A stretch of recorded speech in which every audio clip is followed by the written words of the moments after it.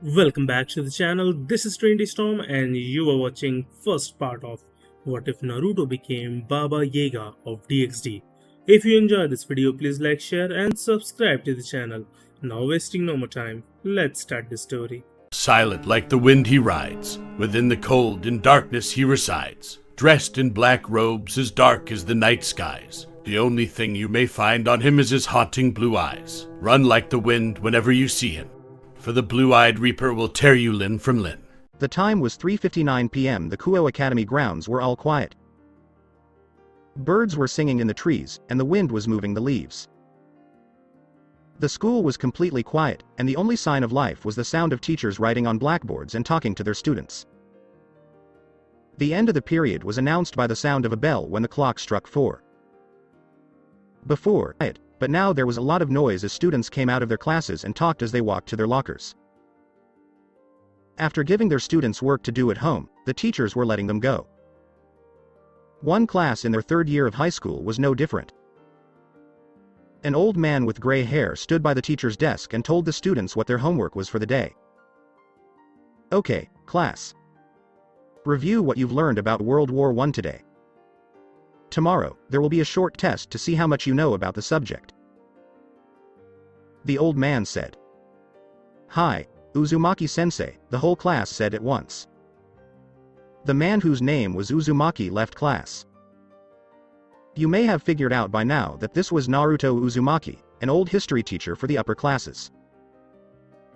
He was 6 feet 2 inches tall, which was pretty tall for a Japanese person.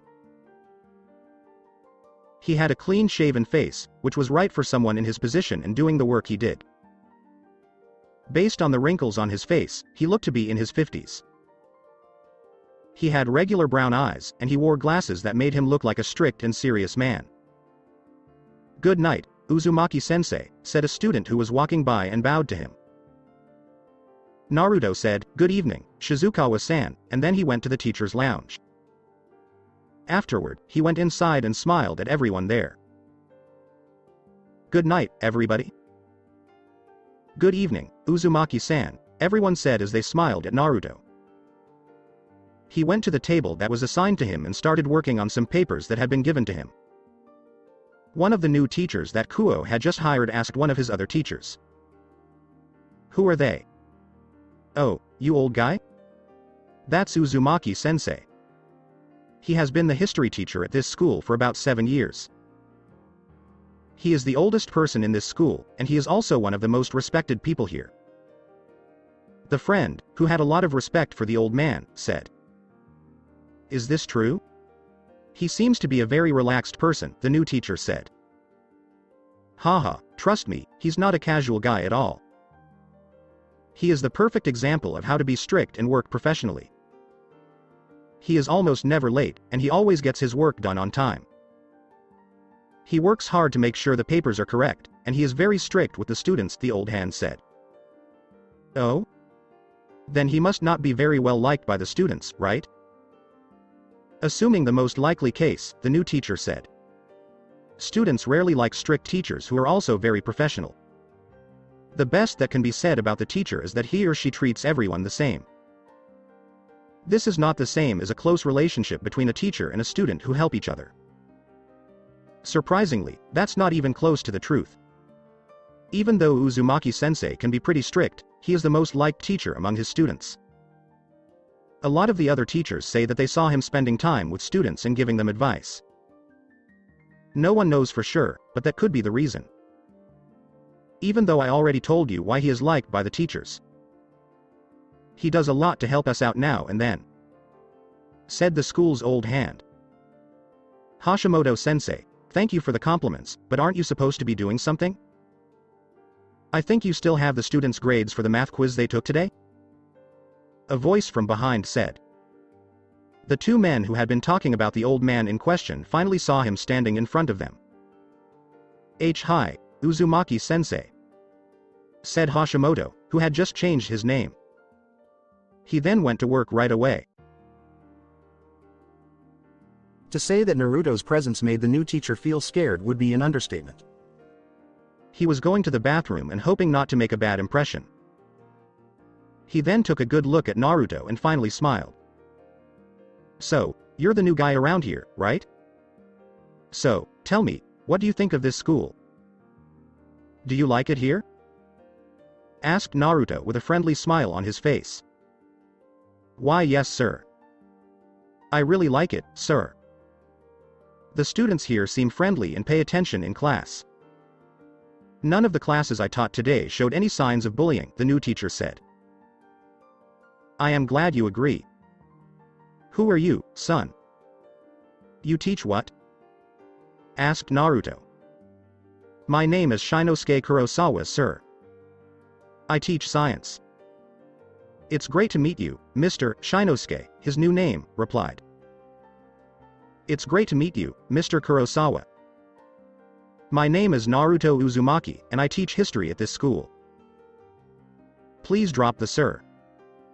You can call me Uzumaki-sensei or just Uzumaki-san. Shinosuke calmed down when Naruto waved his hand and said something. Hi Uzumaki-sensei, said Shinosuke. So, Kurosawa-san, don't let me stop you from getting your work done. I think you have a lot on your plate besides getting to know the faculty, said Naruto. Hi Uzumaki-sensei. Please don't mind me, Shinosuke told him to go on, and he did. Once he was sure Uzumaki-sensei was far away, he let out a sigh of relief. At first, he was very upset because he was talking to a senior and an old hand at this school. Shinosuke thought that even if he didn't have the power to fire him, he should at least be able to get him fired, and he didn't want to make a bad impression. Hashimoto, who left his desk to do his work, said, Don't be afraid. Even though Uzumaki-sensei is strict, he is a very nice person once you get to know him. Unless you break one of his 2 rules, he won't do anything crazy. Double rules? 1. You should never be mean to a student, no matter what. Never lose your temper with them. 2. Don't touch his ramen unless he tells you to. If you follow these rules, you won't get into trouble with him. I understand the first rule, but why can't I eat his ramen? Why is there a rule like this? Asked Shinosuke. Because the last time someone did that, he was found the next day in the storage room with orange and pink graffiti all over his body, butt naked and tied in a shibari. No one ever told that person who did it, but we all knew it was Uzumaki-sensei. Hashimoto, who was shaking, said this. How? Shiosuke asked, not knowing what to do. Simple. On his left buttock, the writing said, Ramen Stealer, and on the right, it said, Infidel. Said Hashimoto. Oh. But why were you staring at his butt if he was covered in writing? Shinosuke asked with a hint of doubt. Hashimoto stopped talking. He put his hand on Shinosuke's shoulder and told him, don't worry about it. Shinosuke learned 2 things that day. First, don't break Naruto Uzumaki's 2 rules. 2. When he was in front of Hashimoto-sensei, he should always clench his butt and protect it. Back then, Naruto Uzumaki was a simple person. He wore clothes that were not fancy. He lived in a simple house and had a normal, but good, record as a teacher. He never drove anything, and instead always took the bus home. On the way, he chats briefly with a few students who take the same route as him. When he got home, there was a small garden in front of a simple 2-story house. When he said, I'm home, all he heard was silence. Not a thing. Naruto didn't care, though. He quickly went inside to change out of his work clothes and into an orange yukata with thin black lines on it. Even though they were very different.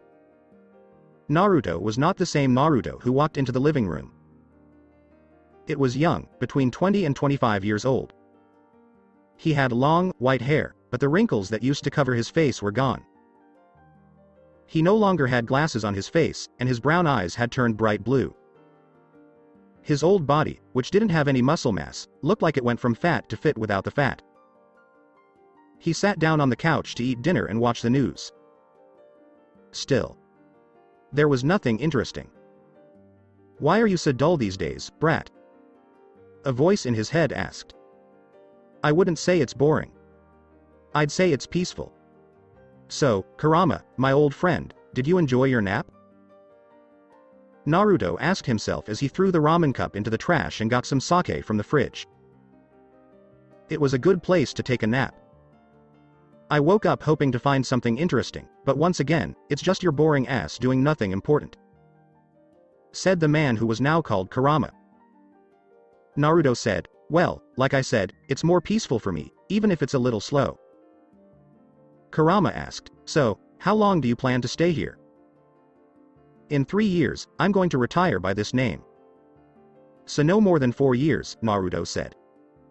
Where do you want to go after that? Kurama asked. I'm not sure. India or China, maybe. Both countries have a lot of people, which makes it easier for us to go away. How do you feel? Asked Naruto. The southern part of India. The area is quieter and the weather is better. Doesn't have a lot of strange things going on there. Also, even though they are proud, Hindu gods are friendly. A lot better than the Chinese immortals. Agreed. Said Naruto. I better get some sleep now. Tomorrow I have to get to school early, Naruto said, and then he went to sleep. The next day. At 4:30 a.m., the alarm went off loudly, which woke Naruto up and made him stop it. Then he did the rest of his morning routines. So he doesn't gain weight, he went out and ran around the city 5 times for his morning workout. Then, at 7 a.m., he went back home and took a bath. He turned back into the old man he had been before. He put on his glasses and changed back into his work clothes. He cleaned himself up in front of the mirror, ate breakfast, and took the bus to school again, which came at 8 a.m. The hours of school were from 9 a.m. to 4 p.m. But he got there at 8:10 a.m., so he had about 50 minutes to do whatever work he wanted before school started. His day was like any other. As usual, the students greeted him as he went to the teacher's lounge, and he smiled back at them. He went to his usual place and did his work. Then, he took his books and a few papers and went to his class. On the way, though, he ran into someone. He looked at the person he had just run into. It was Rias Gremory, one of the 2 great Oni-sama. She was also in the class he was taking, and he got along well with her. She looked strange for a 17-year-old because her body had grown and changed so much that she looked like a professional model. The only thing that caught Naruto's eye, though, was her long, red hair, which he thought looked good on her. Rias, who had bumped into him, quickly bowed and said, I'm sorry, Uzumaki-sensei. I bumped into you. It's okay, Gremory-san, Naruto told her as he waved her off. Rias then saw Naruto gathering the papers and said, let me help you with that, sensei. She then bent down to pick up the papers for Naruto from the floor. When Naruto saw this, he told her, thank you, dear. Rias's head shook, no, it was my fault from the start. You don't have to thank me. Naruto, on the other hand, kept staring right at her, feeling a mix of emotions. When Rias saw that he was still staring at him, he looked at him and asked, Sensei. When Naruto heard the call, he shook himself awake and said, it's no big deal. Go to your next class. You now have a test. Hi Sensei. Rias said something, but her mind wasn't on the test. She was curious about why the Uzumaki were staring at her like that, but she put that question aside for later. The rest of the day went by without any trouble or strange things happening. One more day. Just another day. But that's not going to happen to me, is it? Naruto sighed as he watched the famous trio walk towards the kendo club. Those hormonal idiots are up to their old tricks. After Issei joined the Devils, I thought he would grow up a bit, thought Naruto. Really, you think that? Since Devil customs allow harems to be formed, he knew that joining the Devils might make him an even bigger pervert. Asked Kurama. Naruto thought, well, you do have a point, but knowing about the supernatural must have at least made him take life more seriously. I guess. Even so, you have a job to do now, don't you? Kurama asked. Naruto didn't say anything and just walked towards the three men. Afterward, he went behind them and told them, "If you guys want to look in on the Kendo Club, you should try harder to find a better place to hide. I'll give you a 1/5 for being sneaky and a 0/5 for being creative." Ha. What is? Who the foo Uzumaki sensei? Shit. It's not what it seems to be, said Issei. Who's there? Someone called out from the club room. Issei yelled, "Run!" and tried to leave right away, but Naruto kept his leg in the way and tripped him. Then, he said, "Where do you want to go? I thought you were here to look at women's bodies. The girls are about to come out. You can now enjoy as much as you want," said Naruto. The girls got there just in time and looked at Naruto. "Good evening, Uzumaki-sensei. We were about to catch these three little creeps who were peeking at us. Can we take care of this on our own?" Katase asked, holding her shinai tightly. "Good evening, you can have them, Katase-san. Send them to me when you're done, all right? I need to talk to them about something. Try not to make too much a mess of their faces." Naruto said goodbye and left the area to go back to his office. Ah. What the hell? All three perverts complained at the same time. "Okay, guys. It's time to face reality," said Katase. "Oh shit. Mamacita, don't look at me in the face." Not. "Oh no, here we go again," they said. Issei sighed and said, "Okay," and then he started getting hit. Issei might have grown up a little, but not the way Naruto thought he would. Later. The girls beat the three boys until they were bloody and bruised. Naruto was here giving each boy a dirty look and telling them what they had done wrong. Already it was 5:30. "Do you know what went wrong?" Naruto asked. "Sleeping while the girls changed, sir," Motohama told the man. "No. What you did wrong wasn't that," Naruto said it in a wise way. "What?" asked all three boys at the same time. "Wait? What are we doing here if not to sneak a peek at the girls?" asked Issei, not knowing what to do. "You're not here because you were peeping. You're here because you're terrible at hiding and got caught while you were peeping," said Naruto. Issei didn't know what to say, so he asked, "What's the difference?" Naruto smiled and said, "The first one is the reason, while the second one is the cause. I told you to come here because of the reason." He then said, with a voice that sounded wise and would have been old wisdom if what he said hadn't been so controversial. "It's an art to sneak up on women. Before learning how to peep, you should always know yourself and your body the best. If you want to look at a woman's curvy and voluptuous body, you need eyesight like an eagle. So he can be aware of his surroundings, all of his other senses must also be on high alert." The three boys listened to his sermon about peeping with bright and curious eyes for a while before they asked him to keep going. Naruto smiled and kept talking about the art of peeping, which he had learned from his longtime mentor. This sermon went on for about an hour before Naruto said the last word. "This is how you peep. Know that the person doing the peeping and the person he is watching are not always the predator and the prey. They have to do with where they are. Once the peeping Tom is caught, he becomes the victim and the person who caught him becomes the predator. So you should always expect to be hunted as you go after your targets." "Uzumaki-sensei, we will. You have enlightened us." All three boys said, "Peep," with more energy than ever. Naruto laughed, but then he got serious and said, "So, now, to the subject of the crime in question. This is the third time you boys have been caught this month. The only reason I let the kendo team beat you is because they don't go to the police about this. They had enough proof to put you boys in detention. I don't have to tell you what the law says about breaking someone's privacy, do I?" When they heard this, the three boys began to sweat and shook their heads.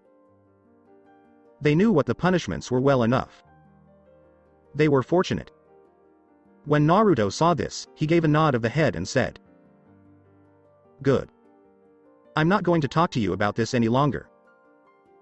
I know your hormones are at an all-time high and that you have some perverted tendencies, but don't go too far. If you want to do those things again, give yourself something else to do. I know you joined the ORC, Issei, so go to those jobs. Matsuda, you should get back into sports so that you can get extra credit towards your graduation. If you don't want to read books, Motohama, then write them.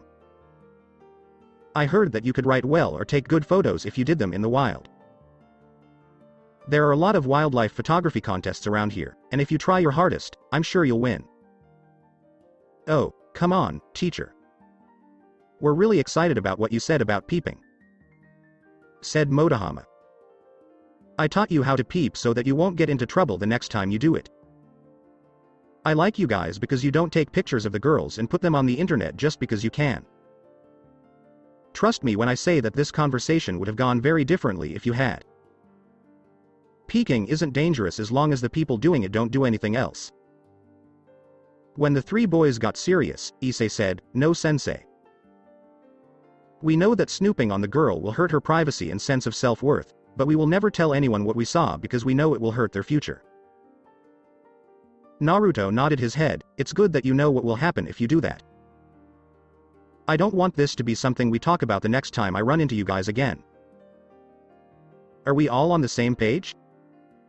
"Hi sensei." "Alright. Now, it's already past bedtime. Are you sure that your parents won't worry because you haven't come home yet?" asked Naruto. "No sensei," all three of them said at the same time.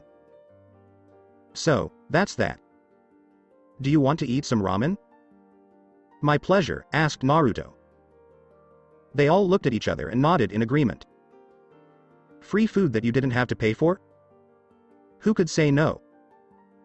The four of them started walking because Naruto had said the shop wasn't far away. Before they finally went to the shop, they talked with each other for a while. From Naruto's point of view, they had a good time because all three of them liked the meal. After talking for a while, they all decided to go home. Naruto, by chance, went the same way as Issei. He was only a couple of blocks from home. Issei talked to Naruto as they walked and asked him a question. "Sensei?" called Issei. "Yes, Issei?" Naruto asked. "Don't take this the wrong way, but I never knew you were so cool. You were always pretty quiet in class and didn't say much.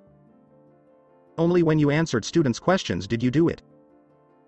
When Naruto laughed, he said, "Because at work, you should always be professional. If one isn't, it would be disrespectful, even if it wasn't done on purpose. When you three got caught, I was done with my work for the day. Only from 9 a.m. to 4 p.m. am I Naruto the strict teacher. I can be anything I want outside. You know, teachers also have their own lives." Issei went quiet at that and thought about what he had said. The two broke up. Issei didn't know it, but Naruto had watched him move into his house. Then he saw Rias Gremory and Issei's mother walk into the same house. Naruto must have guessed that they went shopping. Kurama, who had been quiet the whole time, finally spoke up. Kurama asked, "When are you finally going to talk to them?" "Oh? I thought you said you didn't want anything to do with this," Naruto said. "Well, someone would be curious if you kept staring at that damn house every time you had a free moment." "Since you found them, we've been in this part of town," Kurama said in a mad tone. "Well, I am nervous, Kurama. I don't know how to talk to them, and I don't know how to talk to her," Naruto said. "HMPH. You're acting like a baby. Not because you can't talk to her. Since you found out that sassy little brat lived there, you haven't wanted to talk to her." "It's not that I can't do this. I just don't want to tell the other devils," Naruto said. "The talk has to happen at some point, Naruto. It can't be at school because it would make a mess that we don't want other people to see. I know. No matter what it is, Naruto. Kurama said, I hope you know what you're doing. Trust me, old friend. I am trying. Said Naruto. Stop looking at that. Go to sleep.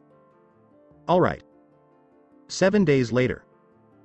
Naruto stayed at school late today to finish his work.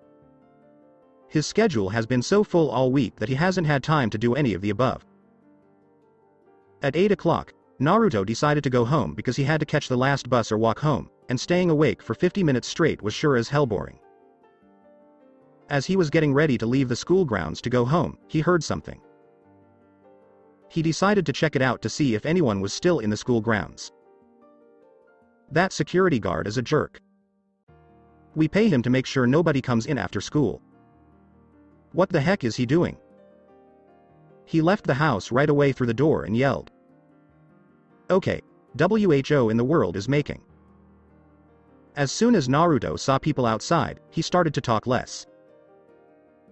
There, he saw a man with 10 black wings who looked like an elf and 2 people in priest robes. On the other side, he saw members of the occult research club who were tired and bleeding, along with 2 other girls in skin-tight suits. All of them were either carrying swords or wearing fancy gauntlets, or they were holding a small ball of red and black sparks that seemed to give a static effect. Naruto looked at them while they stared at him with confused looks. Then, he said. I seem to be getting in the way of something. You guys keep doing your things. Like always, you have a terrible sense of timing, he said. Kurama said this through their mind link. Shut it, fuzzbutt. You're making things worse. What made you think I would do that? I'd love to know how this turns out. Love the way you get into trouble, even if you don't want to. Kurama said this with a lot of snark in his voice. Oh, what do you think? Said Naruto. Okay, try to get out of here as soon as you can, Kurama told them. Oh, I'm sorry, I was just dancing to Dan Balin's Numa Numa 2 song when you weren't looking. No shit. What the hell do you think I'm doing? Naruto asked with even more sarcasm. Naruto didn't wait for Kurama to answer. Instead, he looked over at the 2 groups that were fighting. He sighed to himself and decided to act like a fool. I'm sorry, but as I said before, you guys are busy. Please keep doing what you're doing, but I'd love to see your permission slip for the live-action roleplay game you're playing. Issei was shocked when he said, L live action, but he couldn't finish his sentence because he was cut off. Roleplay? Rias asked, putting an end to the sentence Issei had just made. She was just as shocked by what had happened as Issei was. How on earth did a person who didn't know how to get in here? It's not good. Uzumaki-sensei is in danger. Rias thought. Naruto, acting like a fool, cocked his head and said, Isn't that what you guys are doing? Do you really think those cheap effects of swords and gauntlets that look too shiny and decorative like something bought from a good shop and used in a second-rate movie or something, along with that elf-eared guy with prop black wings are real? Please. I have to say, though, that you guys did a pretty good job with the setup. He then turned to the guy with the elf ears and said, Hey, dude. How are you up in the air? I don't see any cranes lifting you up. And where did you get those hideous clothes? They look like they came from a creepy porn convention. To say that Kokebeel didn't like the person would be an understatement. He didn't understand how a human, especially one who didn't know anything about the supernatural, could get through the barrier. He looked at the human and said, I don't know how you got inside the barrier we set up or if we missed it when we set it up, but now that you know about us, you can't live. Die with the rest of the devils. After that, Kokebeel threw a small sword at Naruto. Naruto moved quickly and dodged it like a beginner. He did things that made it look like he was lucky. Holy crap. Watch where you throw those things, sir. Someone could get hurt. Naruto said. Freed said, Enough. "You filthy heathen, I'll kill you," and he moved in to hit Naruto with his Excalibur. But Kiba, who had already unlocked the holy demonic sword, stopped him. Kiba then told Naruto, who was supposed to be surprised, "Uzumaki-sensei, get back to safety. We'll tell you everything you need to know later." Naruto didn't argue and took the chance to go back to Xenovia, who was protecting Irina, who had been knocked out, while she was being protected by her. He didn't ask any questions and moved from cover to cover as if he was trying to get away. When Kokabeel saw Naruto trying to get away, he couldn't help but laugh. What a fool, he thought. This area can't communicate with the rest of the world. No one is going to make it out of here alive. Let's not bother with that fool. First, we'll deal with the devils. Then Kokabeel directed his attacks at the devils and fought Issei and Rias at the same time. This fight went on for a while as each group traded blows and spells. Naruto went behind Xenovia to watch the battle as it was going on. It would be an understatement to say that he was impressed by the team's ability to fight an opponent who was hardly their opponent and more like a nightmare. But all of their hard work was for nothing because they didn't have the raw power that Kokabeel did. They were able to kill both the ex-priests and the Kadri class fallen angel, but not the other one. Naruto thought about whether or not he should help the group. Even though Issei's question to Kokabeel stopped him in his tracks. Why do you want this man? Why do you want to kill the president? Why do you help the crazy psycho with his experiments? What do you want? Issei asked Kokabeel a dumb question, so Kokabeel laughed and said, "What do I want? Ha ha ha ha. That's easy. War. I want war. I want to feel the thirst for blood again. I want to feel the satisfaction of killing 1,000 enemies and sending them to oblivion. That fool Azazel stopped the last great war by negotiating when we could have easily won. Not anymore. I am going to start the great war again, and you will be our tribute to the devils for doing so." Impossible, but not impossible, Naruto thought. Kurama nodded his head and told Naruto, "Well, if he kills 2 heirs of major devil houses, the devils won't be quiet. This could start up the Great War all over again." "No. You won't be able to do it. God won't let you," Xenovia said.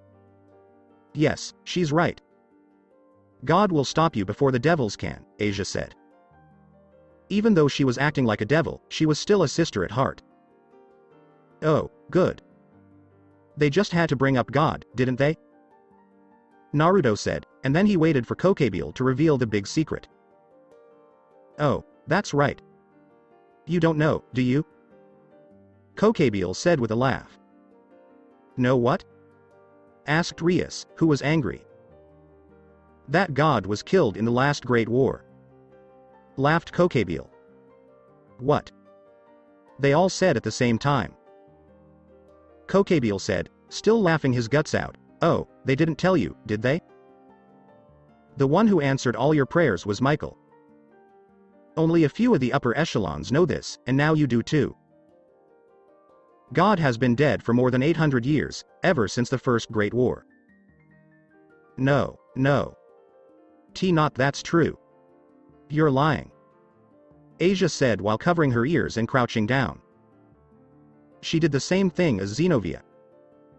Both girls were religious, and this was the worst thing that could have happened to them.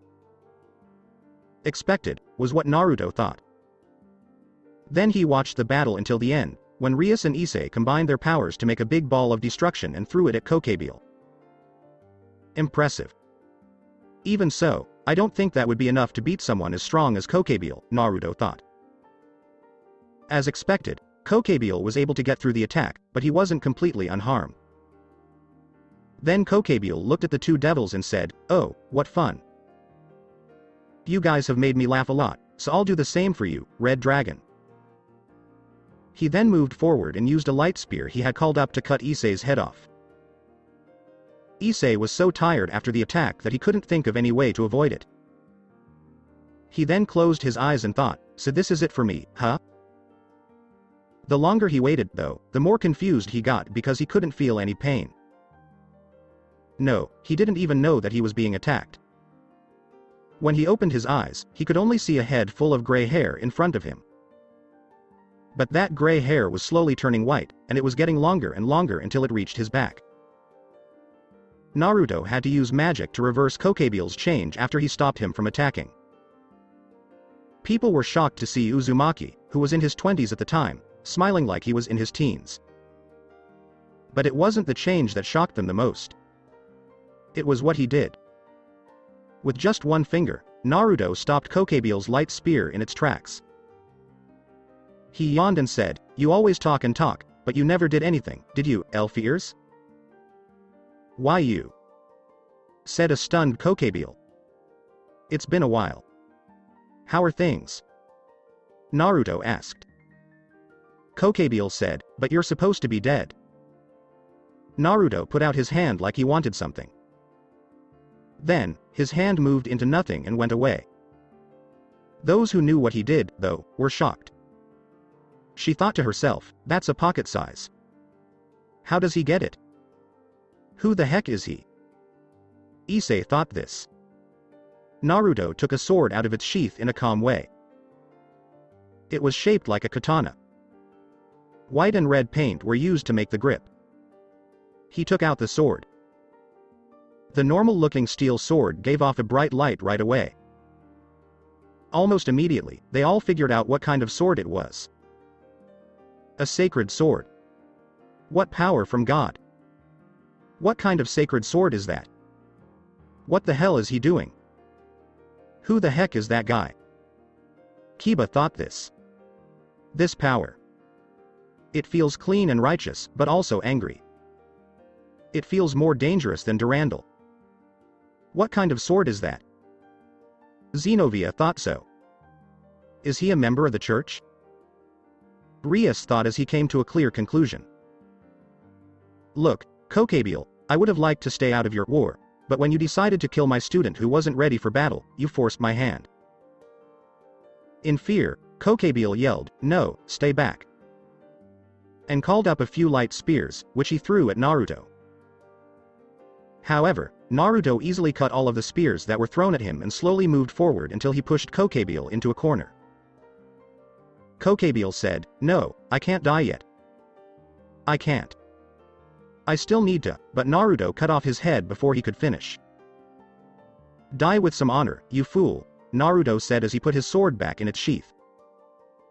He didn't do anything except get down on his knees and pray for his enemy. Once he did that, he seemed to look somewhere and say, "White Dragon, I know you've been watching for a while, so come out." Issei started to ask, "Who are you talking to?"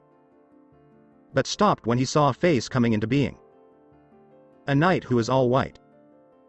Drake asked, "So the white one is here, is he?"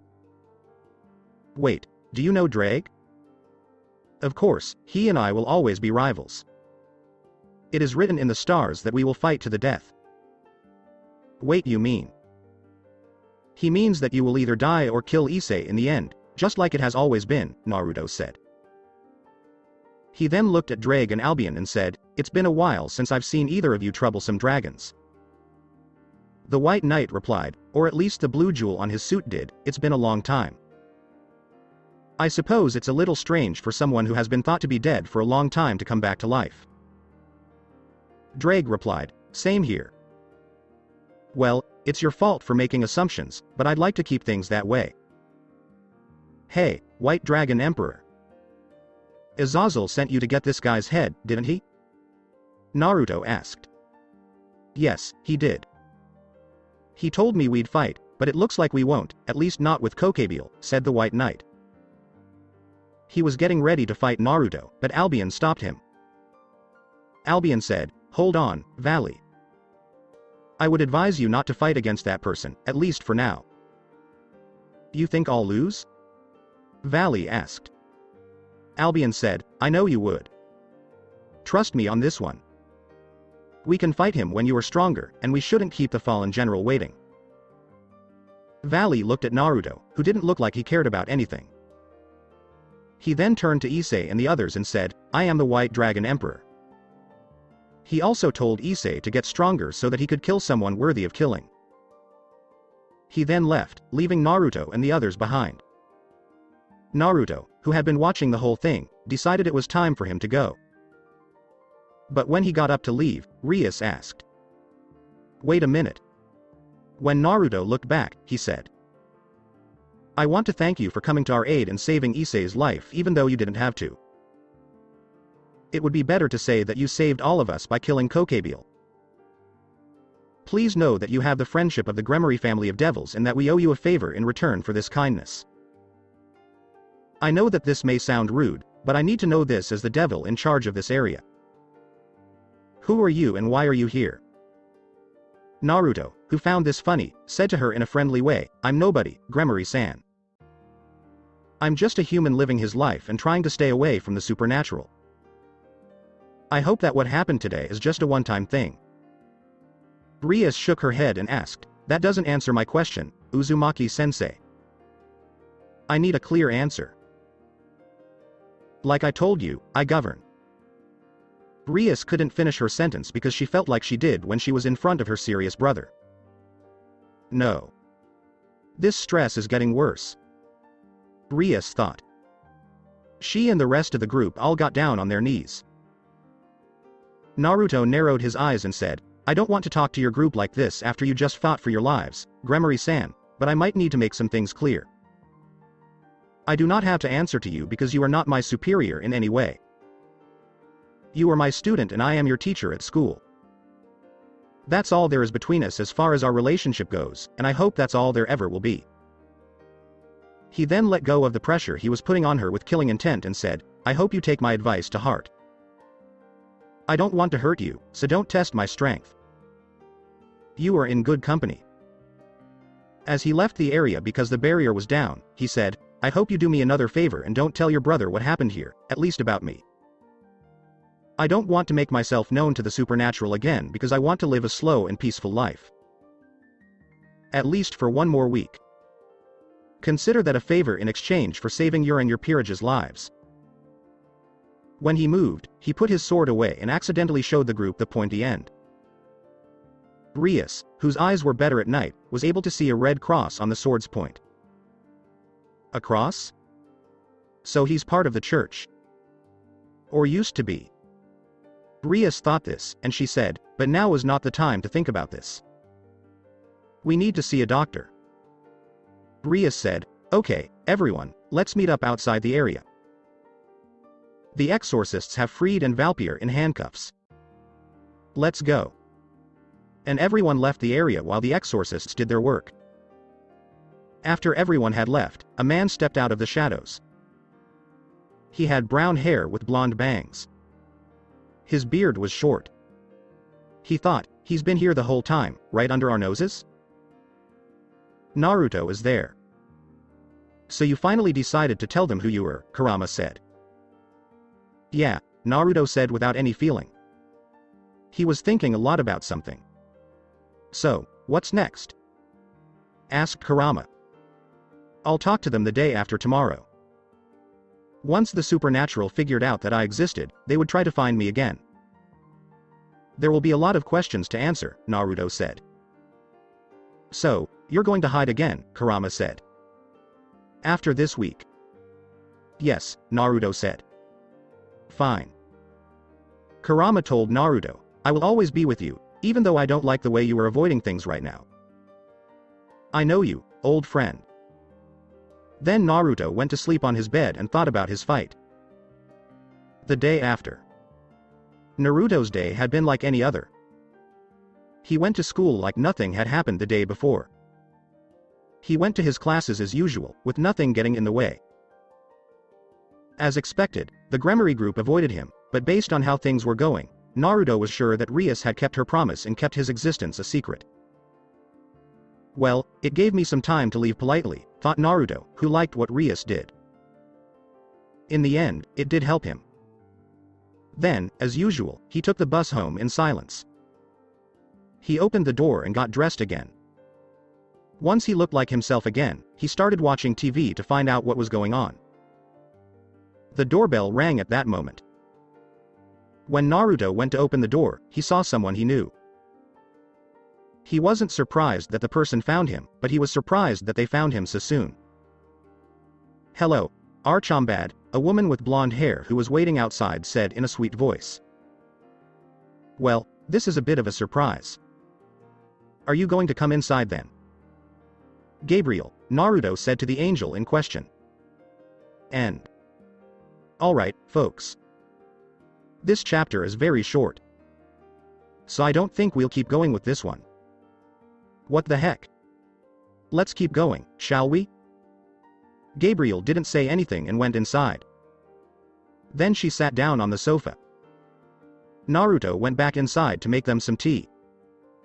Gabriel was trying to figure out how to use the TV remote when he came back with the tea. Naruto smiled and said, "Well, I guess they don't have TVs in heaven." Gabriel shook her head and smiled her usual angelic smile. "No, they don't. The humans are always so amazing. They find and invent these cool and weird things almost every year these days. Heaven is trying to incorporate their technology into the systems, but they haven't made much progress so far." They both went into the living room to drink tea. They both sighed and sipped their tea at the same time. They looked at each other and laughed at how almost at the same time they did that. After everyone had stopped laughing, Naruto asked in a slightly serious way, "I don't mind that you went to see Gabriel, but how did you find me so fast?" "When did Heaven's information network get so much better?" Naruto asked with a curious look. "Heaven still doesn't know you live here. I'm the only one who knows. I found out you lived here when one of the exorcists sent here told me about the Will of Fire. The others in the church didn't recognize it as a holy sword because it wasn't written down anywhere, but I did because I blessed it," said Gabriel. "Oh, I see," said Naruto. "It looks like using the sword was a mistake. Stupid. I have to admit that was dumb of me," she said. Naruto sighed and asked, "Well, that brings me to my next question. Why are you here?" Gabriel tilted her head and asked, "Isn't it normal to see friends you haven't seen in a while?" Naruto smiled at her innocence and said, "Yes, it's normal, and I appreciate it. But normally, you would have jumped the gun and hugged me right away, like you always do when you find me. That makes me think you're not just here for a social call." Gabriel sighed and smiled when he heard this. She then took something from her white robes and said, "Archambault, nothing gets past you, does it? Call me Naruto. That's what I'm known as now, and, well, that's what my name has always been." Gabriel smiled and told Naruto, "All right." Naruto looked at a folded piece of paper and asked, "So what is this?" "Why don't you open it?" said Gabriel. Naruto did that, and then he opened up the paper. He looked at it, and as soon as he did, his eyes got smaller. He looked more serious than ever and asked, "Gabriel, if you are joking about this, I will end our friendship right here and right now," he said. Gabriel still smiled and said, "I'm not kidding, Naruto. I've been working on a solution for centuries. I was able to look at my father's records and finally came up with it. I'm sure it will work." Naruto began to breathe hard. He had been looking for a way for too long before he found one. Then he turned towards Gabriel and asked, "What should I do?" Gabriel said, "Collect all 5 pieces before we move on to the next step."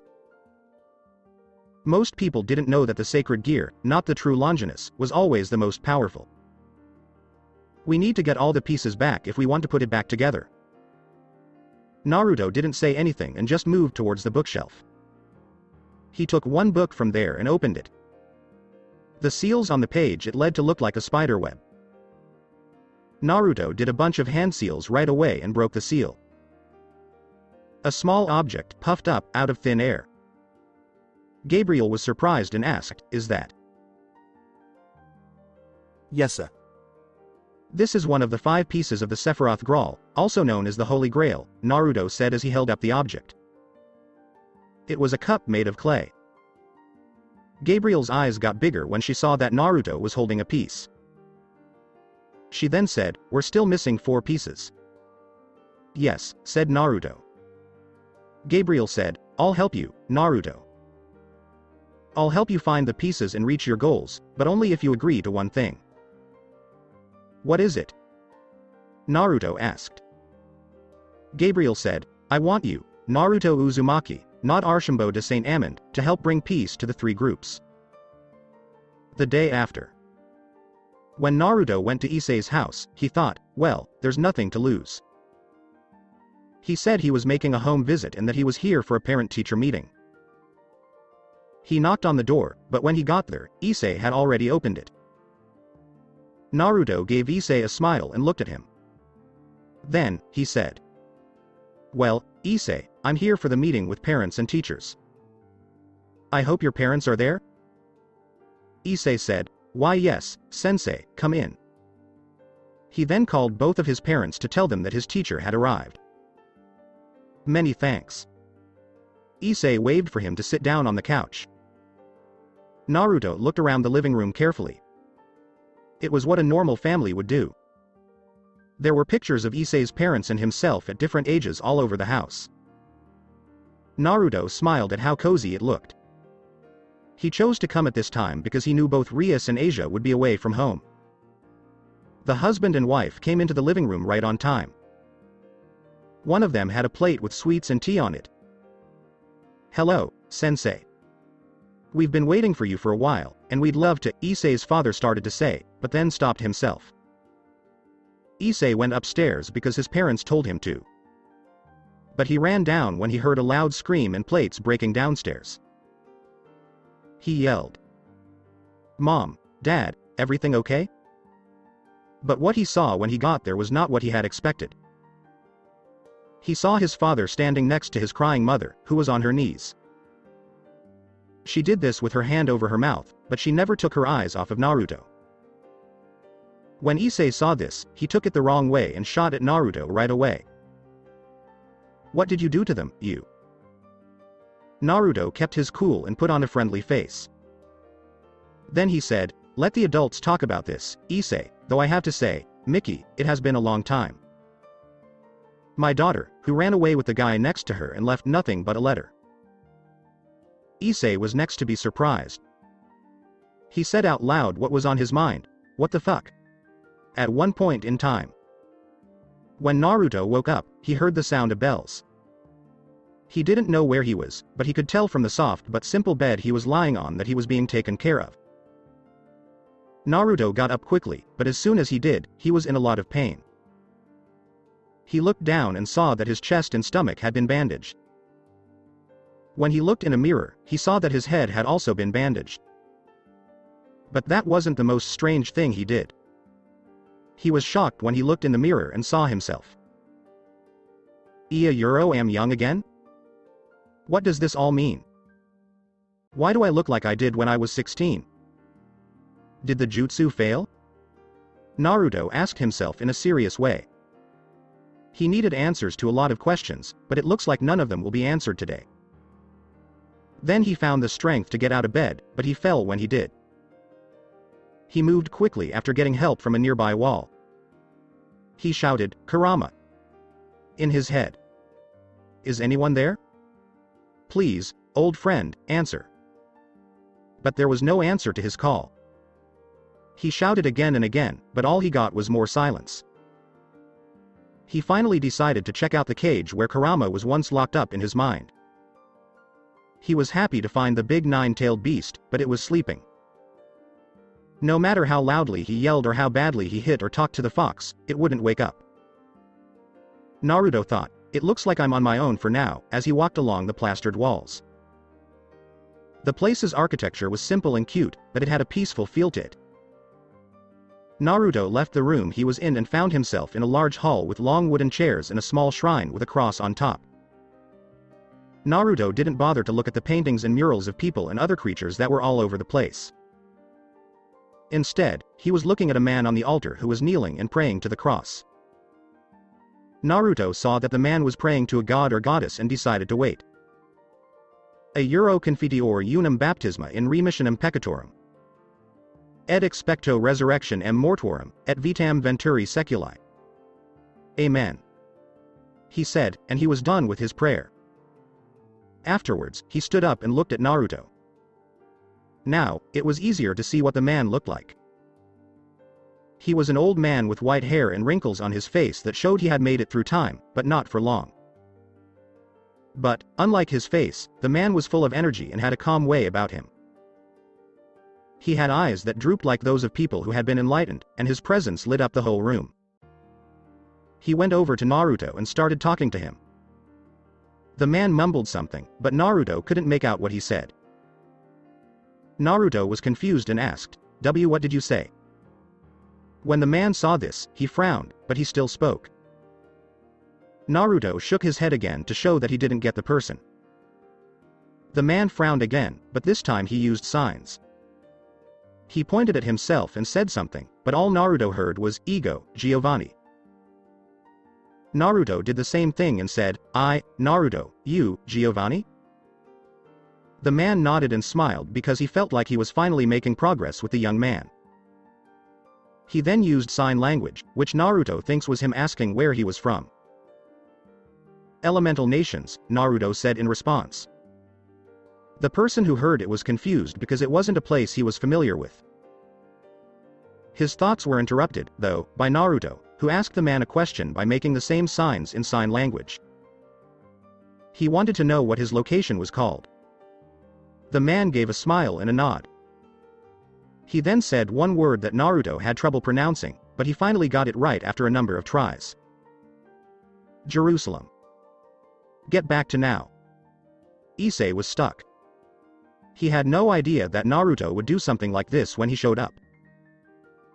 For once, he was glad Rias and Asia were not there because he didn't want them to see his family in this state. Then he turned and looked at Naruto. Naruto sighed and said, "Issei, I'd be happy to spend some time with you and tell you everything you need to know, but right now the adults in this room need to talk. So, could you stay in your room and wait? When everything is over, your mother will come get you," said Naruto. But began Issei, but Naruto cut him off. "Please Issei a euro, it's not simple," with a look in his eyes, Naruto said. Issei just couldn't say no to that look. That look of someone who was sad and lonely and wanted to be with someone. Issei got serious and gave a nod. He went back to his room and waited there in silence. Naruto looked at Miki, who was crying and kneeling with her head down on the broken plates on the floor. Her husband did the same thing to come with her. "Get up," Naruto told her. Miki wouldn't move. Instead, she said, "No. I can't. I don't deserve to. Not after I did to you what I did." Naruto let out a sigh and got down on one knee next to her. He touched her shoulder and told her, "Let me make the call on that. Get up, you two. I want to see my daughter's face, which I haven't seen in over 18 years. Miki slowly got up and turned around, but she wouldn't stand up. Naruto put his hand on her face and gave her a light kiss. Naruto smiled at her, but he was about to cry on the inside. The face he saw was different from the one he remembered. Her face had been through a lot over the years and now had a few wrinkles. Naruto looked at her and thought about how she used to smile when she was young. They went to the festivals at that time. When they played jokes on her mom and on his wife. When the girl, who was more of a tomboy, smiled like a fox, like he did. Now he could see that time had cruelly punished his only daughter, who was still alive. Naruto thought, time is really too cruel. He couldn't take it anymore and began to cry. He was crying because he had not seen his daughter for almost 20 years. He hugged her and said, "I'm sorry. I missed you. I really missed you." Miki was shocked by Naruto's actions. She didn't think her dad would come to tell her he missed her. She thought of 100 different things that could happen, but none were like this. Soon, she couldn't stop crying either. She began to cry and said, "I missed you too, Dad." When Naruto heard this, it made him smile and cry even more. He cried more, but not because he missed his daughter. Instead, he cried because he was so happy to hear his daughter say, "Dad," again. He smiled because this showed that his daughter had accepted him back into her life, just as he had accepted her into his. Both the father and the daughter cried when they saw each other again, but the person who saw them smiled. He thought back to the times his wife had looked for her dad. The times she cried herself to sleep when she thought about what she had thrown away. This got worse when Issei was born, but there was no way to find Naruto because he had moved away from Tokyo. But none of that was important anymore. Now, the only thing that mattered was that they were lucky enough to see their whole family again. After a while, Issei had been feeling pretty sad the whole time. He didn't know what was going on and could only hope for the best. He was thinking about what Rias had said while he was alone. Flashback. Issei. I want you to stay away from Uzumaki-sensei no matter what. I know what he meant when he said he didn't want to hurt anyone, but be careful, okay? Hi, President. So, that's that. Let's go to sleep, my cute little junior, shall we? Rias said as she took off her clothes. Issei asked, wait, now? With more energy than usual. He always liked seeing Rias without clothes on. Sure, now. Or would you like to do? I'm not sure, Rias said, come here, and he moved towards Issei, who was blushing. Issei was thinking of all sorts of dirty things that could happen. She hugged him lightly and leaned closer to his ear, then said, we could have fun. Fun. I could really use a good time. Issei was ready to attack Rias, he said. Rias smiled, but she didn't say no to Issei's advances. Face it, tiger. You are about to get laid. Oh yeah, baby. Tonight, I'm going to win. Issei thought this, but his phone rang just then. He was angry as he looked at it and thought, who the hell is calling me right now? It read Matsuda. Issei didn't answer the call because, ever since he learned what sex was, he was about to get what he had been waiting for. But that choice turned out to be a really bad idea. One that Issei will remember for the rest of his life. After that, a voicemail was left. Matsuda just had to say something to ruin the moment. Hey Issei. Where are you, dude? You told me in Motohama we were going to watch a whole day of porn? Issei told the president, I'm sorry. Just ignore it. It's okay, Issei, Rias said with a smile, I know what kind of friends you have. And gave him a sign to go on. But Matsuda spoke up again, hey, man, when you come over here, bring that doll over here. It can pull in a lot of air. We can all do it at the same time. So get here as soon as possible. By the look on Rias's face, that line did seem to kill the mood. She pushed Issei away and got back into her clothes. Perhaps we could. No. If you really want it, go to that sausage hut that is waiting for you, said Rias and walked away. When Rias left, wind blew out of the window. Issei was left out in the cold. He was thinking about how to kill Matsuda without getting caught. Okay, let's just send that fool to Milton later. He wanted to do something, right? Issei thought, then he would get all the action he wants. Then he heard the phone ring and thought, but first. Here I come, porno. Back to the now. It's safe to say that Issei was a little upset when he got back. He decided to burn the doll that was giving him so much trouble, but he did it with sadness. But when he heard a knock on the door, he was pulled out of his thoughts. He saw his mother open the door with more strength than he had ever seen her have before. Issei saw that his mother was smiling like she was crazy. But he knew that things should have gone pretty smoothly for the smile to show up. Issei, get down. Dad wants to talk about something, and he asked that all of us be there. Issei nodded and came down. He looked around the room and saw that his sensei, who seemed to be his grandfather, was sitting on the couch talking with his father. Even though his dad seemed nervous when he talked to Naruto, he smiled warmly. Naruto chose to talk once everyone was in the room. "So Issei, I suppose you have some questions, right? Tell them to go," said Naruto. When Issei got serious, he asked, "Start from the beginning and tell me everything. I want to know why my mom ran away from home. I want to know what's going on. I'm also interested in how you heard about us." Naruto nodded because he thought they were good questions and then said, "Good enough. I will answer your questions." He then began to tell his story. "When I met your grandmother 47 years ago, I was living in Tokyo. I was just starting out as a high school teacher at the time. The same was true of your grandmother.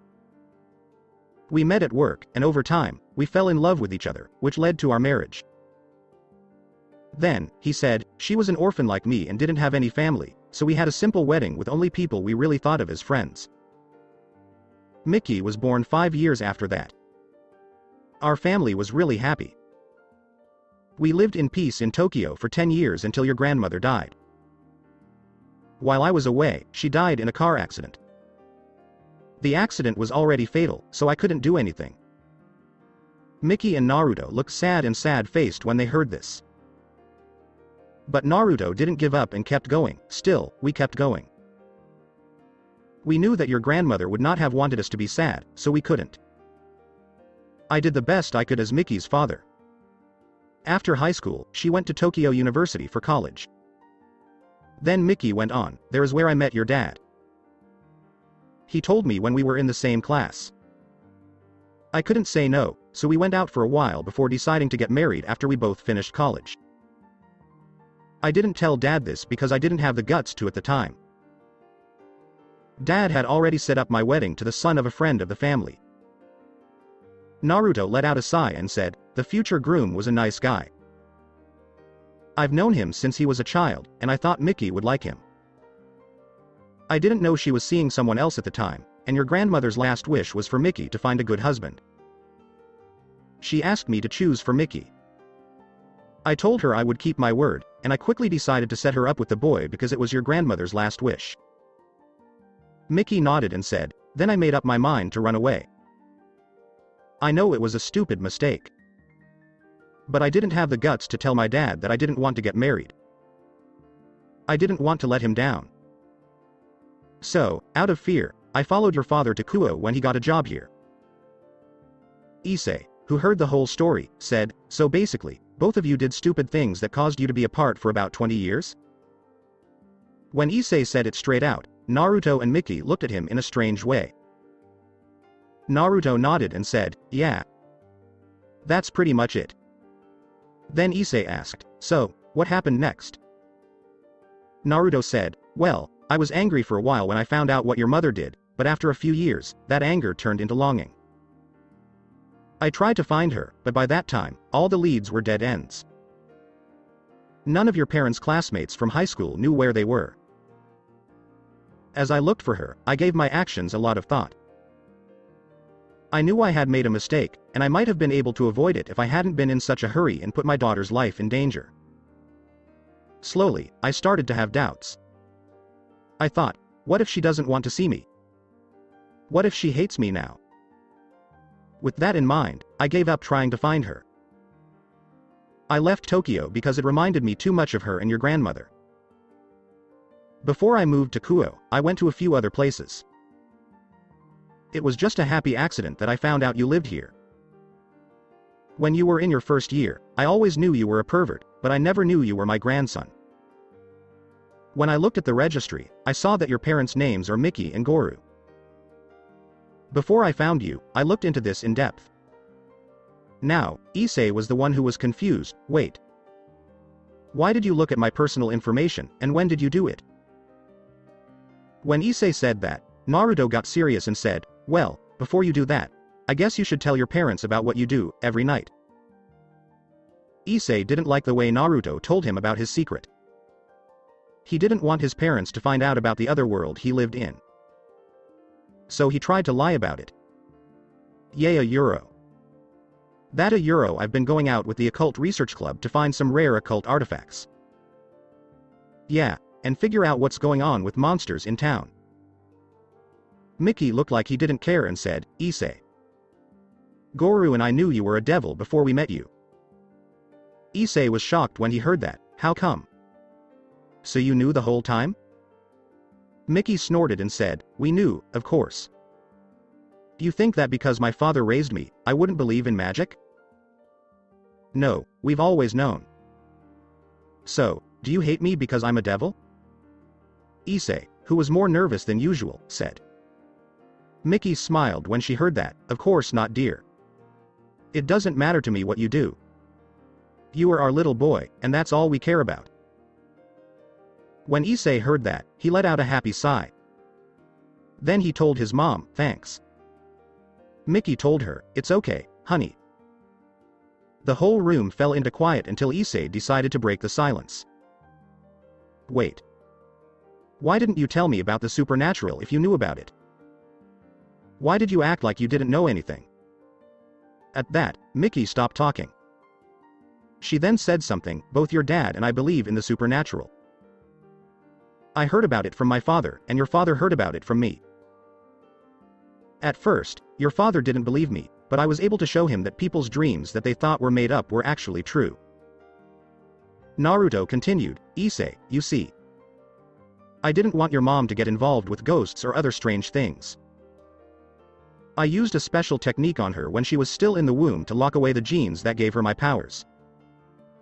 Like your grandmother, your mom grew up as a normal person. But being close to me meant that she would eventually find out the truth. She did, and I told her about strange things. Then I taught her the basics of self-defense so she could protect herself. But she would still be weak against a wandering devil if she didn't have magic or any other form of energy. So, I unlocked a part of her powers that lets her know when a lost devil or someone with bad intentions is close by, so she can stay away from them. Mickey nodded and said, so, that's it. I can feel any supernatural creature within a quarter mile of me and stay away from that area. We moved to Kuoh because, at the time, there was still a church that helped us deal with devils. Also, that's how we learned about the Shiitas. Their line has been one of exorcists for a long time, so we moved right next to them to stay safe. Your mother was very determined to buy this house back then. I finally had enough money because I had saved up. But that didn't help, because 3 years later, the Shiitas moved to Italy, said Goru. Issei thought it made a lot of sense when he heard that. There were many times when his parents were easy to get to agree with what was going on. Even Rias thought it was strange, because even magic wouldn't work this well. They thought, though, that Issei's parents were the same way. The ones who don't try to change things. It looks like that wasn't the case now. So. What now? Asked Issei, who didn't have any more questions to ask. He looked at Naruto, who answered. Don't ask me. I didn't think things would turn out this way, Naruto said as he raised his hands to show he was giving up. Wait, you did not answer my question. How long have you known I was your grandson? Asked Issei. Then Naruto answered, since I teach at an institute run by the Gremory and Citri families, it was natural for me to check out any new family members. At first, I didn't know you were my grandson. I found out later. I didn't come to save you when the fallen angel killed you because, to me, you were just another unfortunate person who died at the hands of a supernatural being, just like all the people you saw killed by stray demons. I didn't think you were in danger enough for me to save you. Then Rias Gremory turned you back into a devil, which surprised me. But I think it was for the best that you chose or were forced to join the devils. Issei looked confused at this point. Naruto let out a sigh and said, Issei, you already know that the boosted gear is a powerful sacred item that could kill a god. Even if you learned how to use its powers from a young age, there are beings who are stronger than you. Very much so. Kokabiel was the bottom of the ladder's trash. These kinds of beings would always want to show how strong they are, and they would go after you to do so. Whatever their goal, it could be glory, honor, or revenge. You are not safe on your own, and it is easier and smarter to join a group than to go it alone. I can deal with the Gremory group because they don't want power and they don't treat their servants badly. When Issei heard Naruto say these words, he stopped talking. He understood what Naruto was saying and was thinking about how to deal with those problems. But when Naruto spoke, he was pulled out of his thoughts. Okay, that's enough for now. Come. Sit. I want to meet my grandson and get to know him better. I hope you're not always the pervert you were at school. Mickey laughed and replied, "Oh, tell me about it, old man. My son is like this because of you and my stupid husband. And, Dad, how long do you plan to stay in that ridiculous chair?" Naruto gave his daughter a wry smile. He then went back to being his 20-year-old self, which made Mickey frown. He saw that his daughter was sad and asked her why. "How much does it cost? It seems strange to call you dad when you look like you're half my age." That made Naruto and everyone else in the room laugh. Issei then said, "You know, even though you are my grandfather, I find it strange to call you grandfather all of a sudden." Issei knew where he was going, and Naruto smiled. "It's fine, Issei. You can call me Gramps or Grandpa at home, or you can keep calling me Sensei like you do at the academy. The rules don't bother me." After a while of talking, Naruto decided to say something, so then, "I guess it's time for me to tell you guys some pretty important stuff. It's important that you do." That's what the people in the room decided to do. Sometime later, Naruto called a taxi and was on his way to somewhere. He was thinking quietly about something when a voice told him to stop. "So you finally told them who you were. How do you feel?" asked Kurama. "Never better. It feels like a weight I never knew was there has been lifted off my shoulders," Naruto said. So, that's it, huh?" Kurama asked, "Are you sure you want to do this?" "I never knew for sure. Time and tide, on the other hand, never wait for anyone. I have no choice but to do this.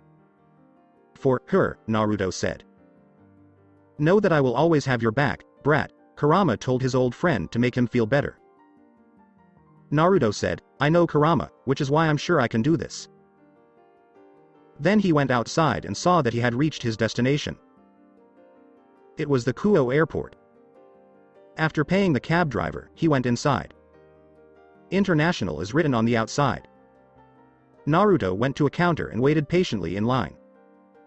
When it was his turn, he went to the front and stood in front of the glass that was between him and the receptionist.